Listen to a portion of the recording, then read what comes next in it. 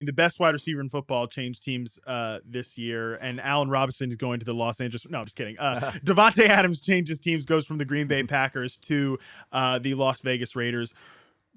Best case scenario for Adams. And I also wanted to tell me like where you fall closer in this range of outcomes between best case and worst case. So let's paint the best case scenario for Davante Adams with the Raiders. Sure, I was going indoors. There's the college connection with Derek Carr, division full of shootouts.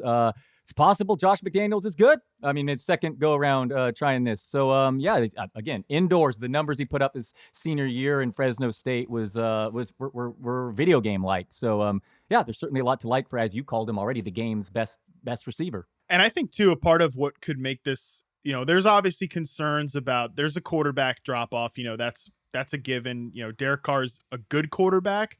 He's not some bum, but he's not Aaron Rodgers. So there is an inherent, like an inarguable quarterback drop off. But one thing I have said about Adams that could be good is that the pace of the pace of play there could be higher. The pass attempts could be greater for the Raiders than they would have been in Green Bay.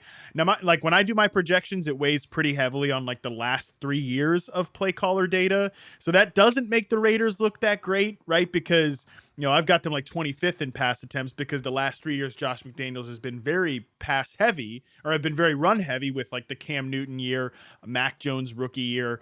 But Dalton, if we see like the Raiders kind of go back to some of those Tom Brady, Josh McDaniels like offenses, that would be good for Davante Adams' overall volume, which would help offset some of the quarterback downgrade. No doubt. Yeah. So can I give you my downside now? Because I'm actually kind of pessimistic here. So there is a quarterback downgrade. As much as we like Derek Carr, obviously Aaron Rodgers is inner circle Hall of Famer, and the connection, just the rapport they had, he would just trust him, just throw the football in the middle of the route type stuff. But even more importantly for fantasy, the goal line work. I mean, how many cheap touchdowns would Adams get around there? Just bunny passes right in front of him that were essentially rushes. He's also far more target competition now with Darren Waller, and Hunter Renfrow. You may laugh at that, but the guy gets a ton of targets out of the slot. And McDaniels, it's a very important position as a slot. And Renfrow is there.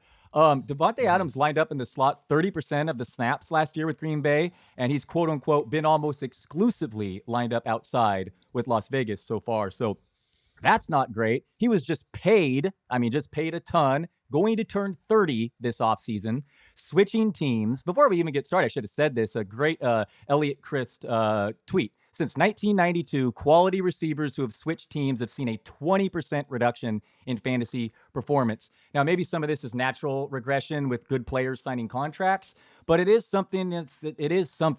Mick Lombardi is also the OC in the Raiders. I mean, I don't know how much confidence you have in Mike Lombardi's son, but I don't have a ton. So after all of saying all that, Davante Adams is my wide receiver 6, and I even have CeeDee Lamb ahead of him. So for me, the downside outweighs the upside here.